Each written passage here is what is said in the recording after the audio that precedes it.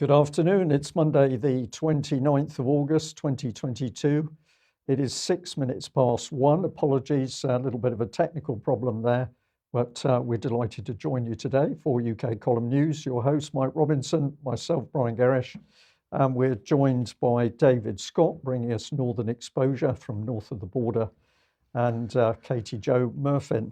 The MHRA has released some updates on vaccines, Brian. So here's the little graphic they pushed out on Twitter this morning. So what are they saying? Well, what are they calling it? New Vaxovid is the COVID-19 vaccine developed by Novavax, and it has been granted an extension to existing UK approval for 12 to 17-year-olds, and this extension has been authorized by the MHRA. And that approval follows a review of the safety, quality and effectiveness of the vaccine in this age group and expert advice from the government's independent scientific advisory body, the Commission on Human Medicine. So here's the lovely June Rain, who said, following a review of the safety, quality and effectiveness of new Vaxovid in 12 to 17-year-olds, I am pleased to confirm that the vaccine has now been authorized for this age group.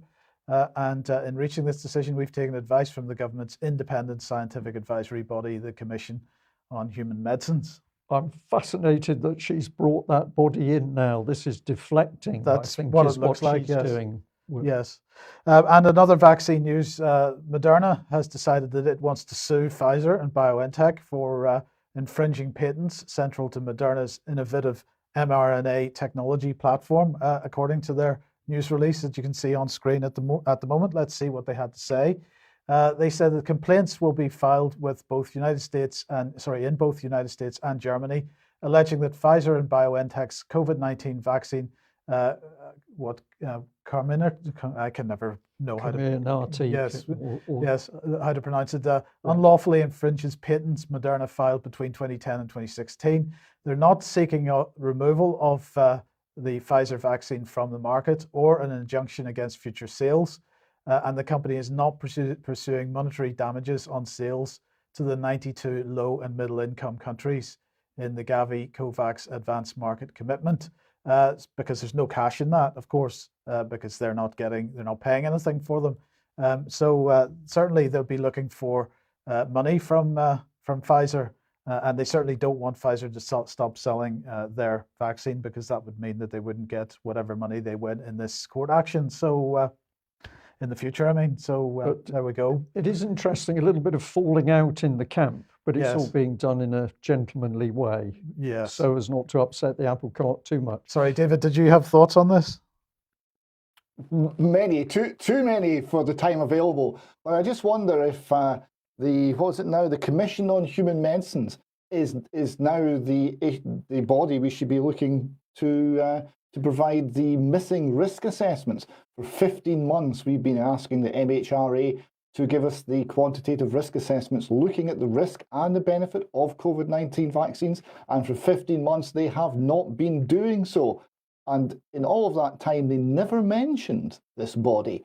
So perhaps this is going to be the saviour of the MHRA, and they'll have found someone else to pin the blame on.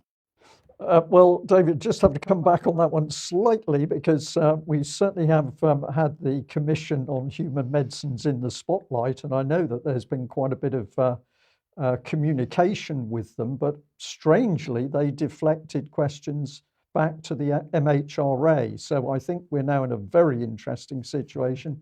Obviously, the MHRA is running for cover, but I think we're going to find that the Commission on Human Medicines is also going to be trying to dive under a stone. Perhaps it's one of the stones that Rishi Sunak will lift. We will see. So let's move on then to lifelines, David. Yeah, so we start with this story of Leanna Wen. Now, she's a fine person. She's an author, and she's a doctor, and she's a medical expert. And she's written a book called Lifelines. And the blurb on the book says it's an insider's account of public health and its crucial role from opioid addiction to global pandemic, and the inspiring story of her journey from struggling immigrant, because she was born in Shanghai, to being one of Time's 100 most influential people.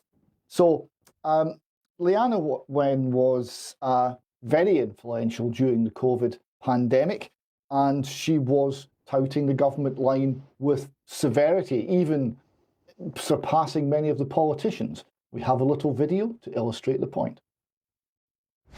Let me start with this question.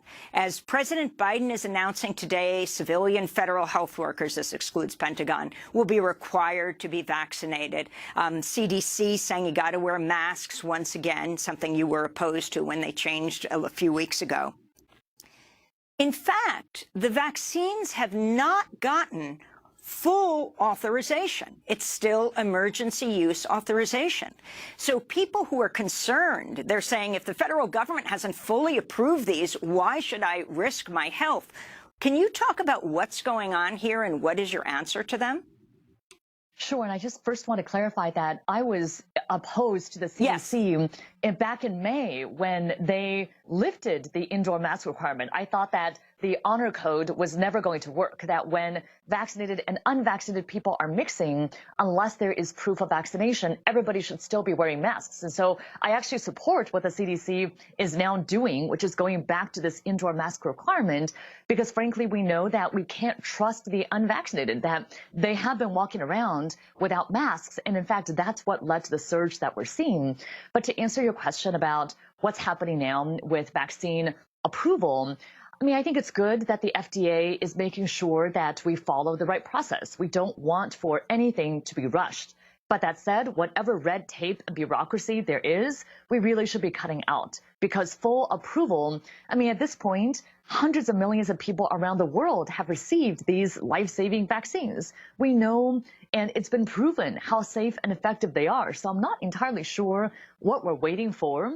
I do know that having full approval will really pave the way for a lot more employers and schools and other institutions to implement vaccine mandates, which I strongly believe is what we need at this point. So I very much support what the Biden administration is doing with the federal government, with federal employees, saying that at this point we are in the middle of a national and international public health emergency.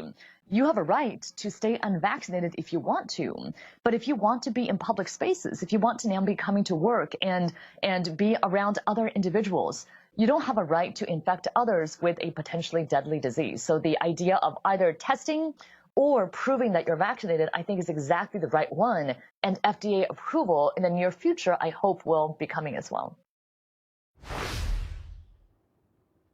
So there you have it. So that was her position exactly 1 year ago, that interview on Democracy Now! So the unvaccinated can't be trusted. They're walking around without masks. The vaccines are safe and effective, and mandates are our friend.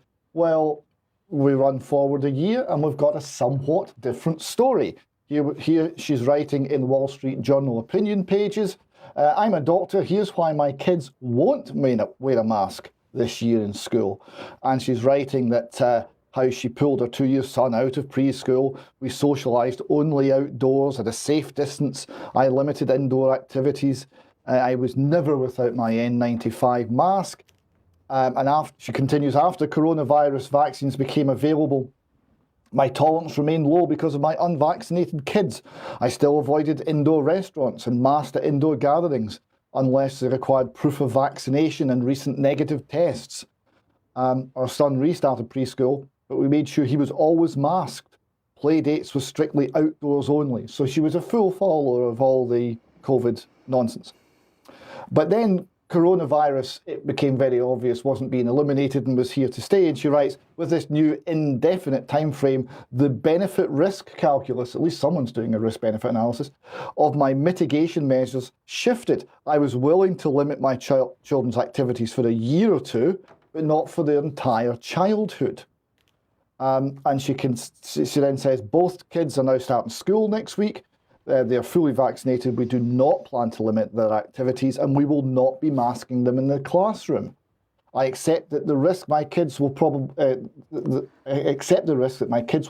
contract COVID-19 this school year, just as they could contract flu. She said, masking has harmed our son's language development. and limiting both kids' extracurriculars and social interactions would negatively affect their childhood and hinder my and my husband's ability to work. I think in that she's actually downplaying the significance of language development being harmed. So she wrote this and she said she wasn't going to mask her children, that masking her children had actually caused them harm, and that COVID was here to stay, and people should make their own individual choices and weigh up the risks and benefits as they see fit, which is pretty much what all the reasonable part of the world has been saying for the past 2.5 years. The reaction was brutal. So here we see Reason reporting on it. She's accused of unsafe, ableist, fat-phobic, unethical practices. There's a petition online to get her deplatformed. I hear you laughing, Brian, and it is laughable, but this is what they're doing. From the American Public Health Association annual meeting. The petition reads, "We are demanding our colleagues and fellow leaders in public health reconsider and replace Dr. Wen with someone whose work is consistent with anti-racist, anti-eugenicist public health practices and community health." Now, do you notice how she says, my child has been harmed by the mask wearing, I'm not going to do it anymore. And despite 2.5 years of promoting this policy, she is instantly, literally Hitler. She's a racist eugenicist. That's the implication. Unbelievable. So some of the comments are, quote, "Though through her platform on news outlets and social media, Dr. Wen has promoted unscientific, unsafe, ableist, fat-phobic, unethical practices during the COVID-19 pandemic." Now, this is striking as to how fast the narrative switches on people who were formerly allies of the state or the deep state and now are speaking more sensibly. At least the Wall Street Journal had the gumption to actually defend its journalist. They talk about the cancellation of her. So last fall, she opined that Biden administration vaccine mandates didn't go far enough. Why didn't Biden announce that he will mandate vaccinations for plane and train travel? She said. But in recent months, her columns have talked about individual responsibility. Ironically enough, the panel they're trying to ban her from, the subject was harassment, bullying and death threats, staying the course while under attack. So she was supposed to be talking about how awful it was to be a public health official when all these nasty anti-vaxxers were calling her mean names. But she said something semi-reasonable, and all of a sudden it's all of her former colleagues who are now attacking her with even more venom for walking back the policies that she had been advocating these past 2.5 years. Isn't it a strange and quick turn? It is. Absolutely. But I'm sitting here, David, with a smile on my face because the news gets put together on the morning of the day in question, and sometimes things just slot into place. So that lady is now getting very, very rough treatment. Let's bring another gentleman on screen, and it's Rishi Sunak, because a couple of days ago, oh dear, he started to say, I wasn't happy with what was happening during the whole of the COVID lockdown. And he also said that he was warning that there was too much influence from scientists and there was too much fear mongering. And we've got quite a backlash. Sky News, not too bad here. Rishi Sunak claims he was gagged over negative effects of COVID lockdowns and scientists had too much influence. We've got The Guardian here. Sunak accused of rewriting history by saying number 10 ignored lockdown harms. Now we've got some interesting terms coming in, Mike. Tory leadership hopeful said he was prevented from raising the negative effects of COVID measures. Well, I think this is all good stuff. BBC News, experts had too much power over COVID lockdowns, says Rishi Sunak. The Mirror, wounded Rishi Sunak lifts lid on lockdown and says empowering experts, quote, screwed the UK. So this is really incredible stuff as a result of him saying some really quite minor things. The Spectator probably had one of the key articles on this, so we're going to encourage people to go to this one. The Lockdown Files, Rishi Sunak on What We Weren't Told. And if we go to the Conservative Woman, always a good source of information, particularly about COVID. They went in very hard on Mr. Sunak because they said his belated COVID confessions, a shocking indictment of a man without a moral compass. Now, I'll comment on that maybe a little bit later, but encourage you to go to the Conservative Woman, of course. Let's hop back to The Guardian. Sunak is so desperate to be Prime Minister that he has decided to rewrite COVID history. My goodness, they can't get at this man enough. And let's bring in Rachel Clark, supposedly a palliative, I'm sure she is a palliative care doctor.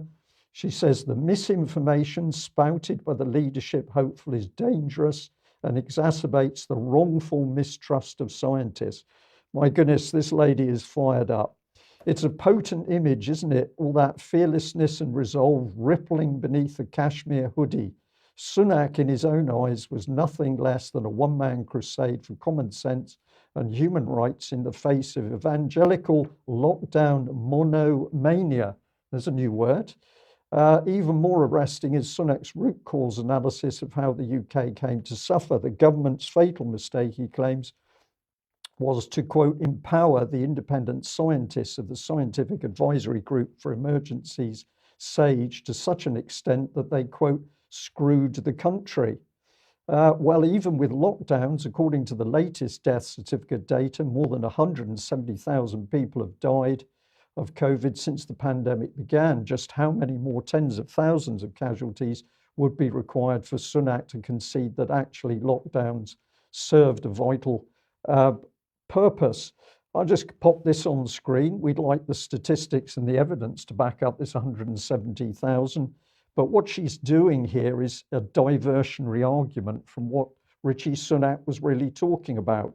But we'll follow it on through the article. She says the fact is, in almost every line of the interview, clearly an attempt to pander to the libertarian wing of the party faithful, Sunak is talking nonsense. He alleges, for instance, that SAGE had the power to decide whether the country would lock down or not, but that's entirely wrong. SAGE's role was and remains advisory. It's up to the executive to make the tough decisions, a concept that I believe is known as leadership. Now, I'm going to actually support her on this point, and this was really one of the key points from Conservative Woman, but let's follow on what The Guardian has to say. She says that Sunak alleges evasiveness, spin, and lack of transparency from SAGE, claiming that the committee would issue horrifying scenarios about what would come to pass if Britain did not impose lockdown without revealing the basis upon which they had been calculated. I was saying, summarize for me the key assumptions on one page with a bunch of sensitivities and rationale for each one. In the first year, Richie says, I could never get this.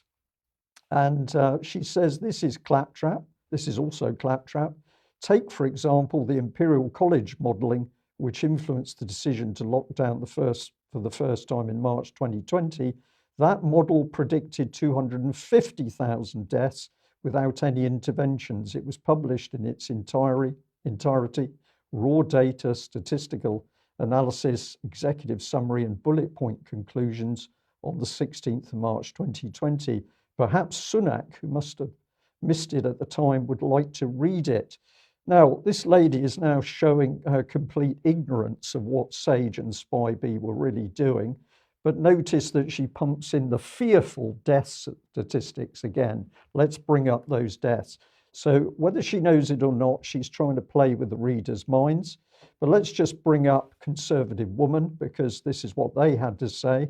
One of Sunak's big concerns was about the fear messaging, which his Treasury team worried could have long-lasting effects. In every brief, we tried to say, let's stop the fear narrative. It was always wrong from the beginning. I constantly said it was wrong. The posters showing COVID patients on ventilators, he said, were the worst. It was wrong to scare people like that. Now we're into the meat of the argument, because, of course, what Richie was putting his finger on was the use of applied psychology by the government. But the Conservative woman hits him on this by saying, why didn't he say so at the time?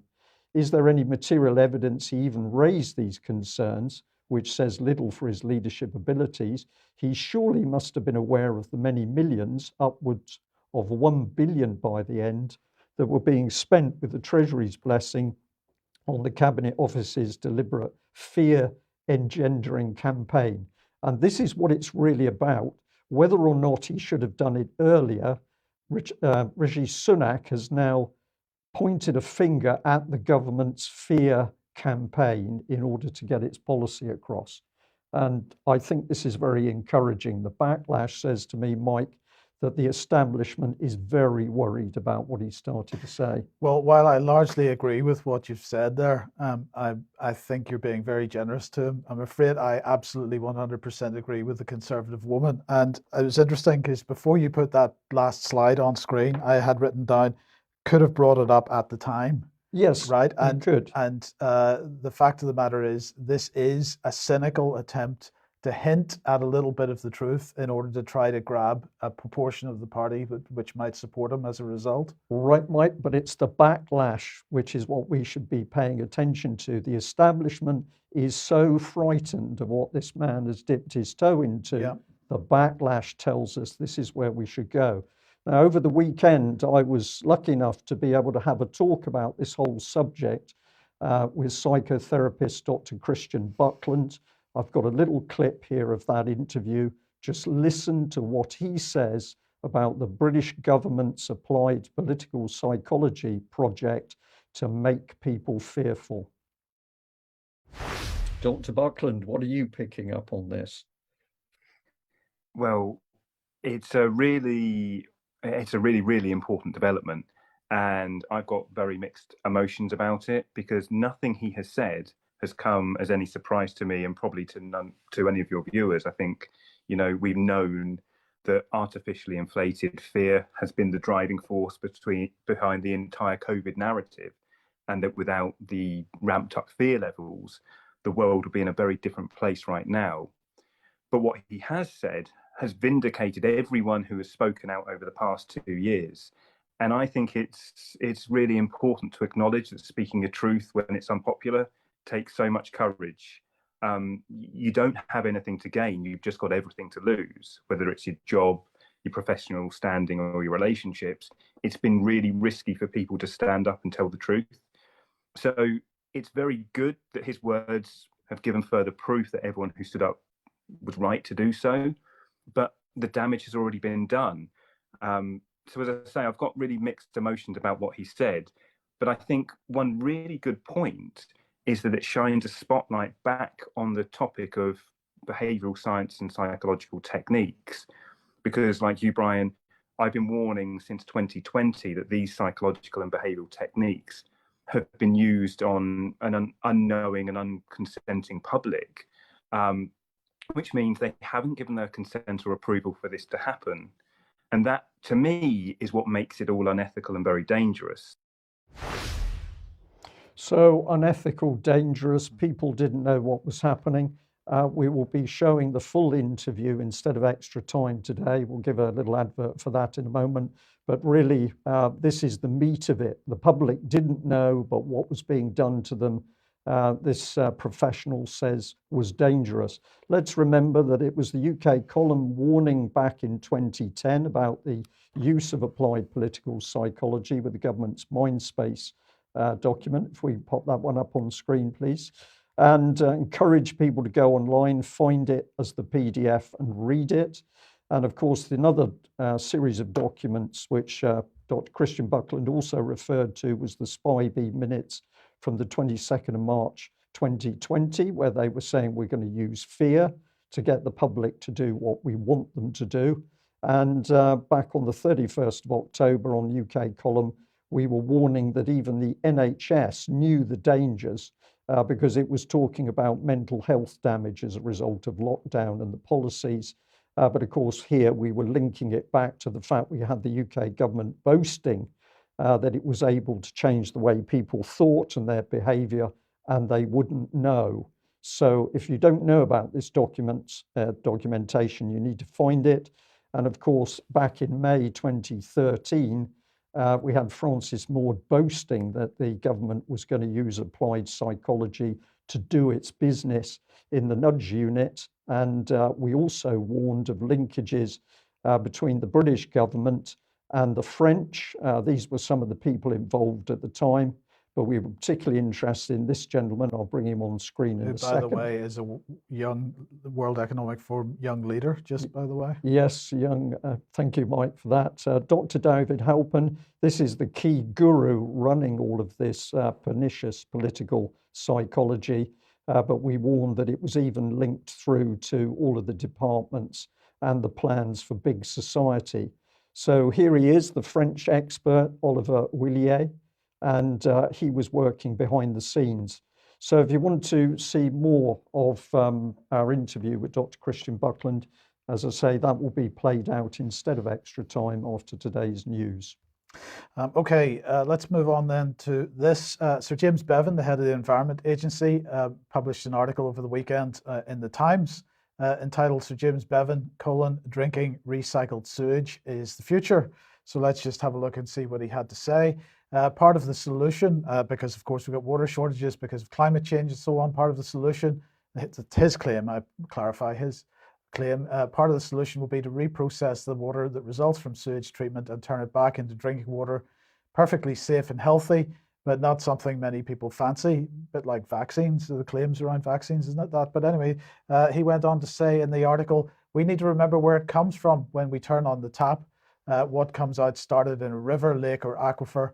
The more we take, the more we drain those sources and put stress on nature and wildlife. Well, the question is, are we draining those sources as a result of climate change, or are we draining those sources as a result of leaking pipes and so on? Although Ofwat continues to reveal the progress, as they claim it, on water industry leakage performance, the fact of the matter is the latest numbers are saying that water companies lose an average of 2,923.8 million litres of water a day in 2021-2022, and that's 1.06 trillion litres of water over the year. And I think one mainstream media outlet over the last day or two was talking about the number of Lake Windermere's that is. And so if you think about all those water storage and other places that we've seen all the photographs of, all the reservoirs with the photographs of the water levels so low. The question is, David, why? And in fact, are you happy to be drinking grey water in replacement for clean water? No. The whole issue of sewage treatment is that you're reducing the effluent to a quality that can go back into the environment, not go back into your glass of water on your desk. It's going back into the environment in such a way that it doesn't have particles, it doesn't have an oxygen demand that deoxygenates the water and kills all the fish. It goes back into the environment in such a way that the environment essentially completes the treatment. It's to treat it to drinkable standards would be a whole different ball game. Not possible, UV filtration and all the rest of it, but why would you do this? This whole idea we're constantly depleting. Every time you turn on a tap, you're depleting a resource. It does rain in this country. Every time it rains, that resource is being refilled. It's a case of just getting the infrastructure to work. One of the most concerning stats I heard lately is that 60% of the water infrastructure has in fact been replaced in recent years. So it's not just Victorian pipes that are bursting and leaking. It's modern infrastructure that's bursting and leaking. And the losses are enormous. And surely that's the place to start. Indeed. Perhaps I could just add, because I noticed as you were quoting Sir James Bevan, Mike, he's talking about rivers, lakes and aquifers. He seems to have forgotten things called reservoirs. These are apparently old-fashioned, old hat. We don't want reservoirs. That's why we've been closing reservoirs down, decommissioning them. Indeed. Right, now let's have a look at the continuing attack on the media. And well, here's Politico, and the headline is How Retired MI6 Boss, His Brexiteer Friends, and a Celebrity Marxist Became Targets in Russia's War on Ukraine. Because, I mean, what does the mainstream media do? It doesn't take allegations that are made in alternative media and actually investigate them. No, it decides that it wants to attack any real journalism that goes on anymore. So let's just bring this back on screen if we could. Let's see what it says.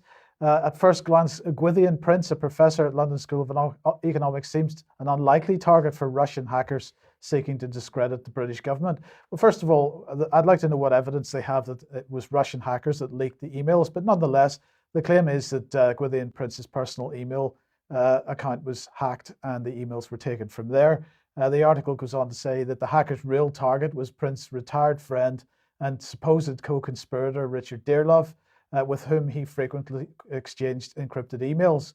Dearlove, an ardent Brexiteer and former boss of MI6, no mention of the fact that he was the man behind the so-called intelligence that brought the UK into the Iraq War while Tony Blair was Prime Minister. No mention of that at all, if they want context. So it goes on to say, further attacks on prominent British political figures have followed, including Marxist activist Paul Mason. But it says, and now a well-known political commentator who has urged fellow left-wingers to back British efforts to face down Russian President Vladimir Putin. So very much attempting to put this grey zone article in with the Russians. Both hacks are now subject to intensive investigations by the British security services, Politico can reveal.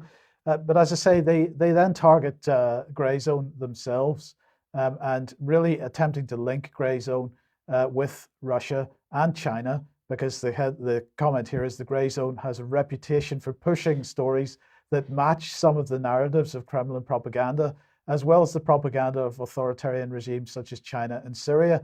So, you know, if you're telling the truth, David, just very briefly, if you're telling the truth, and that truth happens to be also stated by the Russians, that is you matching a Russian propaganda narrative.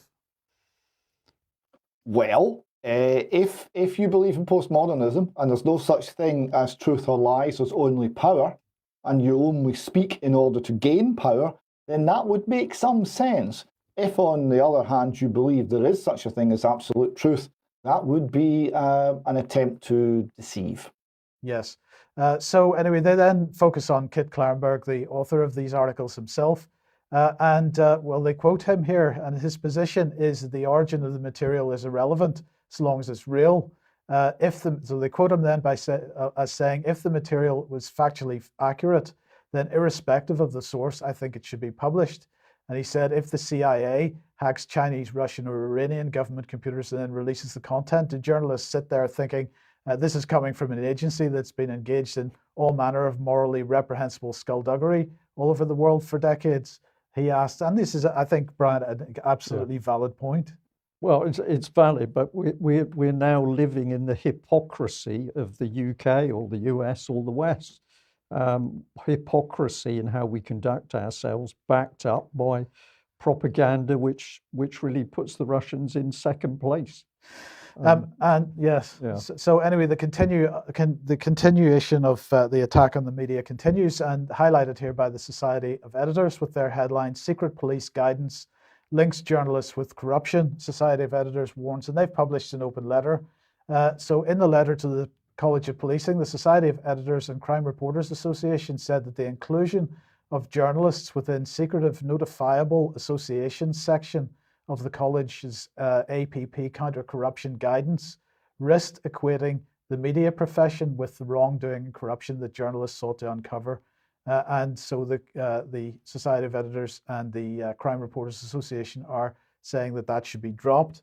They say the letter said, it has increasingly come to our attention that the APP guidance on counter-corruption contains a restricted section on what are called notifiable associations that includes journalists within a group, within a list of groups that require disclosure by officers in England and Wales in a bid to fight corruption. While the guidance's implementation by individual forces appears to be fragmented, it's alarming that the guidance's very existence only came to light following its inclusion within a report by Her Majesty's Inspectorate of Constabulary. earlier this year, and as such has not been subject to wider discussion or scrutiny. So perhaps, David, it should be subject to that wider discussion and scrutiny, but I'd like to know how many other of these kinds of lists there are on a covert basis around various government institutions. That would be very interesting to know. And the general reduction in any sort of transparency in the government is visible all across the United Kingdom. And the level of threat that journalists face is ever increasing. It affects mostly people in the alternative media because they don't have the backing of legal departments, etc. But it's coming for the mainstream steadily. Yes. Yes. Okay, well, let's just have a little bit of an update on Ukraine. And we're doing this in a very simple way. But of course, if you want to find out what's actually happening in the war and on the front, then you are going to go to social media because that is where all the factual information and the mapping is going on. You're not going to find any valid information on the BBC or from Defence Intelligence, for example, in the UK. So this is just an illustrative shot of some of the mapping. But the key point is that what is being reported quite accurately on social media is that the Russians are conducting a massive artillery operation along the whole of the front. And having smashed their way through the entrenched Ukrainian defences with extremely high casualties for the Ukrainians, they are then continuing to take ground. It's done very, very slowly and methodically, and this is to reduce both Russian and Allied casualties, but also to keep civilian casualties down, because many of these areas now are completely abandoned by the civilian population. But whilst the West at the moment is trying to say that the whole front is a stalemate and the Russians are not progressing, nothing could be further from the truth. But let's have a look at what our Armed Forces Minister, James Heappey, had to say about what we're doing training Ukrainians. I think we've got about 3,700 who are undergoing training or have completed it thus far. It started as a 4-week course within which there's a very large defensive component because we were training people we thought principally to go to the Donbass and defend Ukrainian territory. In more recent weeks, we've been able to tweak it because the course has gone to 5 weeks, but also the Ukrainians started to say to us, actually, we're going to need these people to be part of a counter-strike if and when one comes. And so we were able to say, okay, fine, well, we'll tailor training more towards offensive action. Again, you know, it is the most incredible reflection of the agility and the versatility of our armed forces that they've been able to, from a standing start, deliver training of that quality and that capacity. But then as the need on the ground has changed, we've been able to really quickly change the training curriculum. And there is not a single soldier, sailor or aviator involved in that training who hasn't told me how proud they are to be involved in it and how inspired they are by the commitment of the Ukrainians as they're undergoing that training, knowing that in just a few short weeks, they'll be fighting for their lives and their country back home in Ukraine.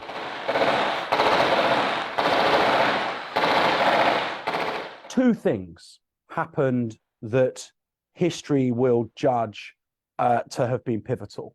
Firstly, President Zelensky emboldened the Ukrainian nation, and the Ukrainian armed forces have shown a commitment and a courage that is way beyond what anybody thought might be possible.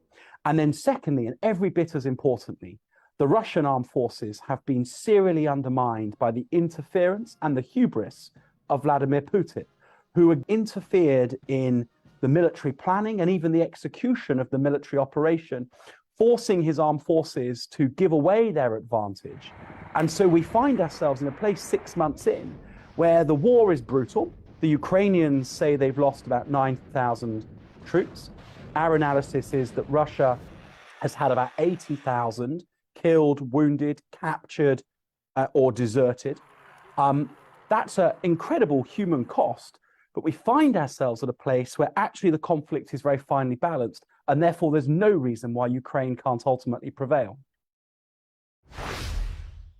Well, just an incredible statement. But of course, one of the things is that those troops are supposedly being trained to defend.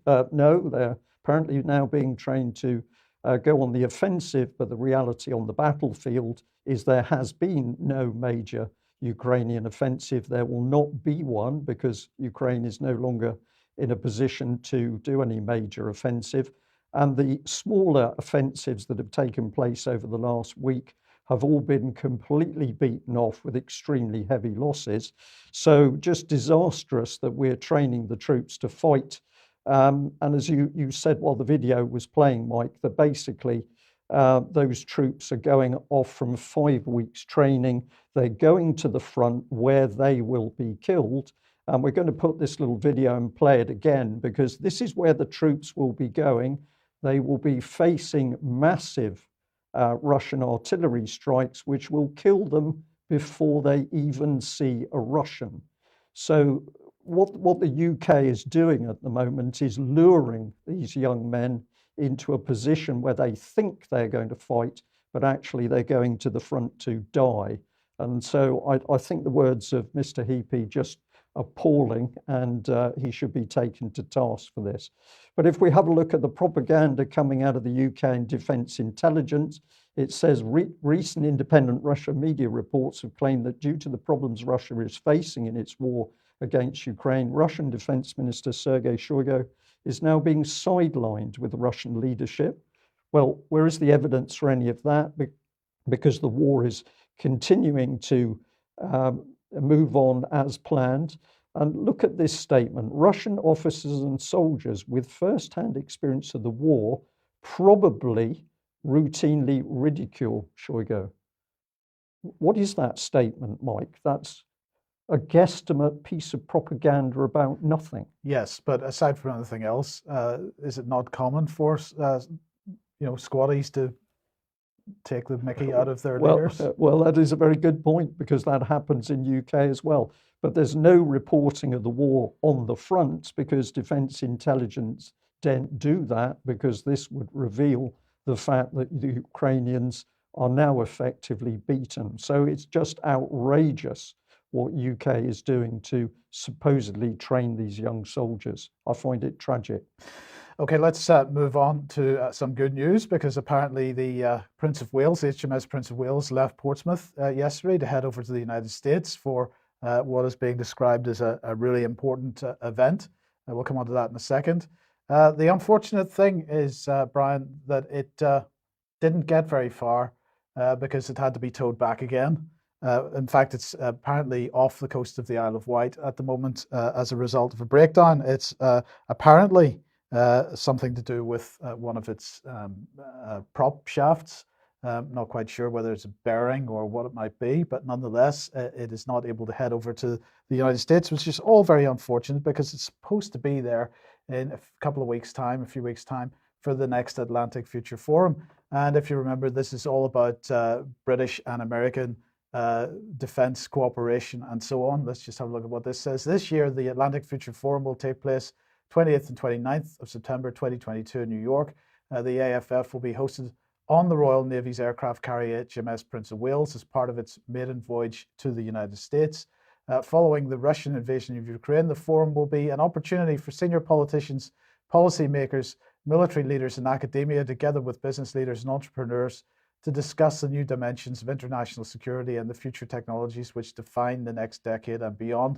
Do you think they're going over there, Brian, to discuss how they might make up for the losses in weapons that they've sent over to Ukraine and how they're going to fill in those big holes that they've left behind? At some point, Mike, these military and political people have got to discuss the fact that the war has been lost in Ukraine.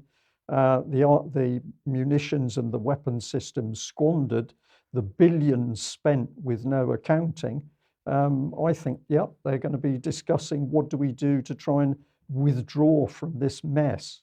Ultimately, I think Zelensky will be abandoned, but it's going to take a bit longer yet. So if we just put that back on screen, the forum will be led by the Department for International Trade alongside the Ministry of Defence, the Foreign, Commonwealth and Development Office, to strengthen the trade and economic pillars of the Euro-Atlantic Alliance. Euro-Atlantic Alliance, okay, and reinforce our security and defence partnership with like-minded democratic allies. The AFF is chaired by Lord Sedwell and will be co-hosted by the First Sea Lord Admiral Sir Ben Key and Her Majesty's Ambassador Dame Karen Pierce. I can't think of three better people to host it. I'm sure it'll be an amazing event. It seems all set to be a disaster. And are they going to get some aircraft when they get to the other side, Mike? That is apparently what will happen. The F-35s will be deployed onto HMS Prince of Wales once it gets over to the United States side. If it gets. The water yes. may be too warm. Yes. Okay, let's move on. And if you like what the UK Column does and you would like to support us, then please come over to community.ukcolumn.org. And if you'd like to become a member, that would be fantastic. Or you could pick something up at the UK Column shop. But in any case, do please share any material you find on the various platforms.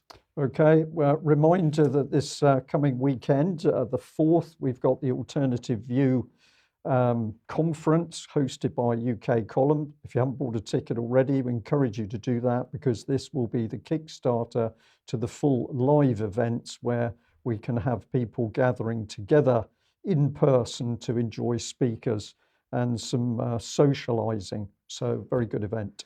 And Katie Jo, welcome to the program. And Killing Granny, well, we've talked about Killing Granny several times on the program, but there's a crowdfunder associated with this. There's a crowdfunder. They need to reach £1,200, and there's only one day left. So I wanted to bring it up because comedy it's so important that we support it, especially this sort of comedy that is getting the truth out there. It's a brilliant way to break down barriers and to show people the truth. So if you can support it, it would be great. I know Patrick has spoken about the comedy show before, but a quick description of the show: Phil Zimmerman's show boldly sticks its head above the parapet of the official COVID narrative to unite people. It's the best medicine. Is it the second wave? Is it the third? In all this excitement, we've lost count. Help fund the full Edinburgh run of the 2022 variant of Killing Granny. Your contribution can help spread it like wildfire. So he finishes that off with: support the comedy revolution, boost immunity to lies with laughter. It's the best party in town. No one in the country is doing a show like this, says Phil. No one else has got the balls. So I just think if we can get that to run in Edinburgh, it'd be brilliant. Okay, thank you very much for that. And David, coming back to you then, what's been going on? Oh, sorry, let's put that back on screen. What's been going on with various processions and other campaigns? Well, this is Cardiff Pride March, and we have the lesbians thought that they were involved in the LGBT movement, and it transpires that they were wrong. This is a photograph of them out protesting. And the Mail here reports that police removed them from the Gay Pride Parade in Cardiff. A policeman told a gender-critical woman to leave the march because whatever you're causing a confrontation with the trans groups and their supporters. And if anyone's wondering why one of the lesbian protesters is dressed as some sort of sniper, I have no idea. But we do have some video of the policeman instructing the lesbians that they had no place in that march. Need to use force. We're marching in a march. At the moment. No, I just want to make sure. Yeah, you'll know now. Let me just explain to you, and it'll give you some understanding. Yeah. So at the moment, your march, this group of people, is causing confrontation between different groups of people. Okay? We're lesbians. It's gay pride. Whatever you are at the moment is causing confrontation.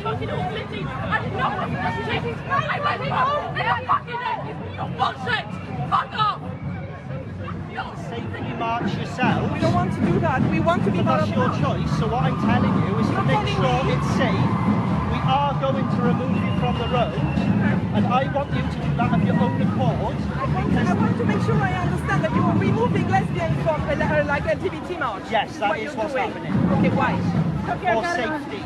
For your safety, for other people's safety. That's why you should be able to protect lesbians. So, you should be able to protect lesbians. We can have further conversations about the reasons why at the side of the road, because otherwise you are going to be removed across the road. So they were taken aside. The Times also reported on this. The South Wales Police said officers were required to engage with a small protest group who had assembled themselves on the route to block the procession. To ensure no further disruption to the event, officers asked the group to move aside, and they agreed to do so. Officers explained why they needed to move, provided guidance about protesting lawfully, and offered to facilitate a lawful protest. The group was cooperative and left the area shortly after, which makes it all sound terribly friendly, but you heard some of the language, and apologies for that. It was anything but friendly, and it's quite clear that anyone who thinks the LGBT movement is about gay and lesbian people hasn't been paying attention. Indeed, and Katie Jo, the Daily Wire here headline is LGB drop the T, trending on Twitter. That's right. It's another big movement, actually. So yeah, they under the title it says we didn't sign for this. Those tweeting under the hashtag expressed their frustration that, in their view, the transgender movement has co-opted the gay rights movement and turned it into something unrecognizable. The T hitched a ride a few years back, invited itself for dinner, and is trying to make out that it always lived here. It didn't. Tweeted one of the people that are against this, who describes himself as a same-sex attracted person. So Pride marches, protests, and LGB rights happened without the T. I remember I was there, and I also remember the T wasn't. So on the next slide, we've got somebody else who's saying, no thanks, I'm gay, the G part, which means I exclusively like men, not women who think they are men. That was tweeted by a user, Joss. He also praised J.K. Rowling. And then in the next slide, we have somebody else saying, real change is coming to the LGBT community, and I am here siding with them. Happy to see it happen. Any group of people seeking to silence women into submission and exploit the lesbian community can go to hell. And it just goes on and on. Next slide, we didn't sign for this. We don't want kids groomed, not wanting men in our spaces, or to have sex with certain genitalia does not make us transphobes. We promised it wasn't the slippery slope they feared. You took advantage of our goodwill. It's gone too far, tweeted another user under the hashtag. So there's loads and loads of people now tweeting about this, the dropping of the T. And there's a couple of tweets actually on the next slide there. So it's remember to keep the LGB, drop the T trending, it's getting noticed. And there you can see a picture of two men in a stronghold with the words straight people across one arm and LGB across the other, and men are women and women, men are men and women are women written across their hand. And there was another article as well in the Daily Wire that was written yesterday about Brittany Aldean. She's the wife of a country star, Jason Aldean. He's a country music star, and she's fighting back after receiving attacks from the liberal country singers over an Instagram post criticising the transgender movement's focus on children. It reads, though most celebrities are reluctant to express any sort of right-wing views, Brittany, 34, and her husband have been increasingly vocal about being conservative and supporters of former President Donald Trump. Her post, where she thanks her parents for not changing her gender when she went through her tomboy phase, has received over 160,000 likes. She obviously had backlash. A couple of comments were, one from was Cassidy Pope, the Voice winner and country star on Twitter. You'd think celebrities with beauty brands would see positives in including LGBTQ plus people in their messaging. But instead, here we are hearing someone compare their tomboy phase to someone wanting to transition. Real nice. And then another singer, Maureen Morris, replied saying, it's so easy, like not to be a scumbag. Sell your clip-ins and zip it, insurrection Barbie. But she refused to back down. And her reply, I think, is fabulous. She says, advocating for the genital mutilation of children under the guise of love and calling it gender-affirming care is one of the worst evils. I will always support my children and do what I can to protect their innocence. The other day, Memphis wanted to be called a dinosaur, and tomorrow Navy will want to be a cat. They are children. Some parents want to be accepted by society so badly, they are willing to make life-altering decisions for children who aren't old enough to fully comprehend the consequences of those actions. Love is protecting your child until they are mature enough as an adult to make their own life decisions. Thankfully, my parents allowed me to go through my tomboy phase without changing my gender. Until then, leave children alone. And she had the support of Candice Owens, who replied to Marantz Morris's comment. It's easier to not castrate children, but I guess whatever helps sell bad records. So I was also looking at some posts, and I came across this one, which says, looking for beautiful gender-neutral baby names. And I was really interested to see, who had liked it and what the comments were. And it actually had 6,556 likes, but 12,900 laughing faces. And there were suggestions like lamp, no such thing, seriously, woke him up, woke face, child 1, child 2, it, thingy, hey you. So you can kind of see that a lot of people are in support of this and really starting to question now what is going on and what they're playing at. Okay, brilliant. Thank you for that. And David, let's move on to then this neurotechnology law and the legal profession. Yes, this is an outstanding, a stunning piece of work from the Law Society. This is a report produced by the Law Society. And the cover page there, black female and young lawyer, because that's what they all look like, Law Society being right on. But it then goes on and talks about the advantages of AI systems and neurotechnology to improve the workplace performance of lawyers. Perhaps clients, they say, might provide pressure to do this. One can imagine changes to billing that might be brought about by the attention monitoring capacities of neurotechnologies. This might even prompt a move from billable hours to billable attention. Now, this next illustration here is actually from the report. This man all covered in electrodes. This is what your lawyer might look like in a few years. And they also comment, quite worryingly, legal educators can expect to encounter interesting new problems that might challenge existing modes of legal thinking. That sounds like our rights being removed from us. And this was all reported on in the Times. Lawyers with brain chip implants will be better, faster, and cheaper, if you believe that. Lawyers could have electronic chips implanted in the brain in a revolutionary step that may cut legal costs and reduce the number of solicitors needed on complex cases, this Law Society report suggests. Proponents of neurotechnology for lawyers have argued that corporate clients will press for the chips as an efficiency measure, which could result in city solicitors who routinely charge £1,500 an hour switching to billable units of attention. The report's written by Alan Mackay, professor at the University of Sydney Law School in Australia. And he talked again about the billable attention. The report is called Neurotechnology, Law and the Legal Profession. The Times concludes, no longer will teams of solicitors be required to pore over complicated merger contracts. One super lawyer with an embedded chip will be able to scan years of precedents and acres of background material in a fraction of the time. It's not explained, of course, how he will do this or how he will interface with the technology if he's not reading. And if it's reading, then it's limited by his reading speed. None of this is explained, but we're all very in favour of wiring up the lawyers to get more out of them. What could possibly go wrong? Yeah, I mean, I was finding myself laughing through that because it is so risible. But the point is, this is a serious report from a serious organisation. And we've got to really ask about the ideology that's driving this. Yeah. This is right. I mean, we've talked about transhumanism extensively.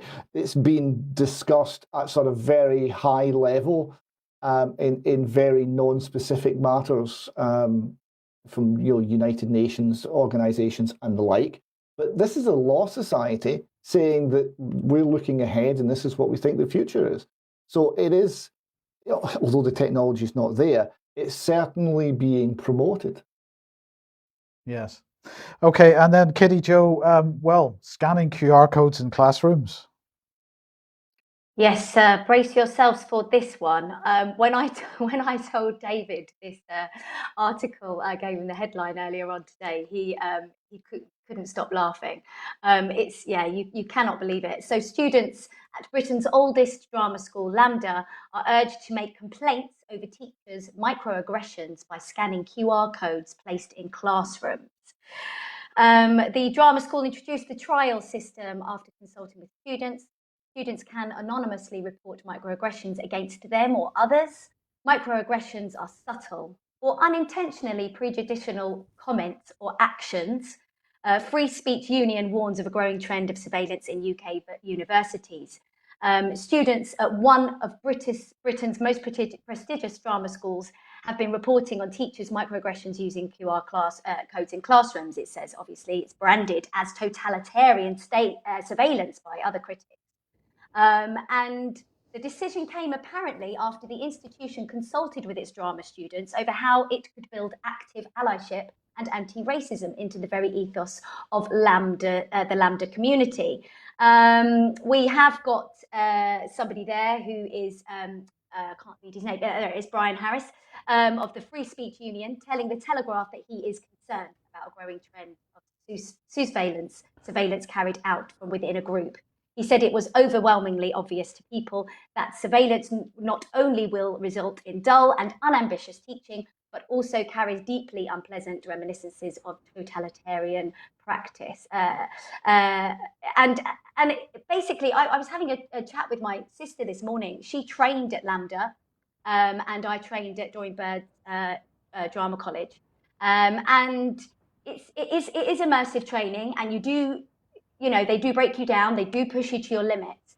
However, neither of us ever witnessed any racism at all. And in fact, David O, a very famous Hollywood actor now, was in my sister's year at LAMDA, and he was treated like the star that he is. There was no racism at all towards him. And this is absolutely absurd that we are going to be curtailing our teachers like this. Nobody's going to want to teach anymore. And I spoke to a teacher literally on Friday who has just left mainstream secondary school teaching. She teaches classics, and one of the reasons she left is because she actually is so trapped. She cannot teach freely at all. A group of her students, very troubled students, actually, shall we say, found the text that they were studying quite difficult. And so she thought, okay, we'll make this more interesting. And part of the text was about this ancient tradition of hanging little purses around newborn babies' necks with little symbols of prosperity and growth in them, like an acorn. And so she gave them the task of creating their own. Maybe it was for themselves or for somebody else that they loved dearly, and to write about it. And one student that she has particularly not had a great time at school wrote the most beautiful piece of writing. She did a massive display, and it was taken down because it didn't follow Ofsted and curriculum rules. So that's where we're at now. You can't teach freely as a teacher, and it's horrendous, really. This is being imposed. Yep. Well, we're describing now very freely on the UK column news editions as they come up. This is an Orwellian state which is imposing itself with the surveillance.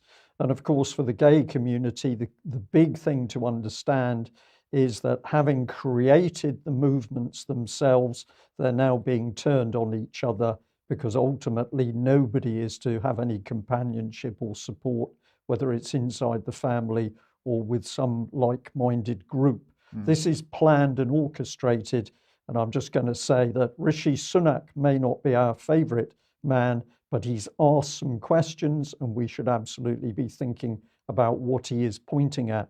But meanwhile, we won't get much out of the BBC on climate change. I couldn't resist this headline that was there over the weekend. Climate change, Russia burns off gas as Europe's energy bills rocket. So those nasty Russians have been, well, what have they been doing? There it is. There's the gas flare. It says, while burning off gas is common at processing plants, normally done for technical or safety reasons, the scale of this burn has confounded experts. I've never seen an LNG plant flare so much, said Dr. Jessica Carty, an expert on satellite data from Miami University in Ohio. So there's those nasty Russians. They're daring to burn off the gas. They're destroying the climate. But I did manage to find this one, which is The Guardian, and a very long article saying that Britain's oil and gas rigs were the most polluting in the North Sea. And of course, what's going on here is that the rigs are burning off the excess gas, wasting it, heating the planet, lots of smoke. But apparently it's okay for UK, but not for those nasty Russians. Yes. Okay, a couple of final slides, David. Let's start with this one. Yes, in honour of the FBI's investigation into Donald Trump, here we've got Homer Simpson and asking the question, or stating, when somebody asks me why I don't trust government, and he's holding up his answer, but it's all redacted. I thought that was quite nice. And even better here, we've got a woman wanting to lie in, says to the husband, honey, please wake up our son. And he goes and grabs the kid by the neck and says, government is an outdated structure built on coercion, theft and violence and will never be fixed by voting in the right people, not ever. So I'm sure the son was well woken up there. And I like that even more. Yeah, and last couple from Kitty Joe. Yes, so I liked this one especially because I'm not a huge fan of technology anyway. And so, yeah, we bring you a connection to the modern world. And next month we'll be back with antidepressants. Unfortunately, I do think that technology does have a lot to answer for. Okay, and finally. And yes, we all know too well what it's like to be banned on the social media platforms. And I just love this one. And ye shall know the truth, and Twitter shall ban you for it. Yeah. And that's a pretty accurate one. Thank you very much, Katie Jo. Well, we're going to say, as always, a big thank you to all our supporters, wherever you are in the world, UK or overseas. Thank you for your help, because without your financial help, we can't do what we're doing. If you know somebody who you think would be an ideal viewer of UK Column and would also like to assist, see if you can encourage them on board. That would be great. But otherwise, share the material, because every time we put a news out, the aim is to get that material far and wide. And we just add no extra time today, but stay with us, because we will be playing out the interview with Dr. Christian Buckland about applied political psychology.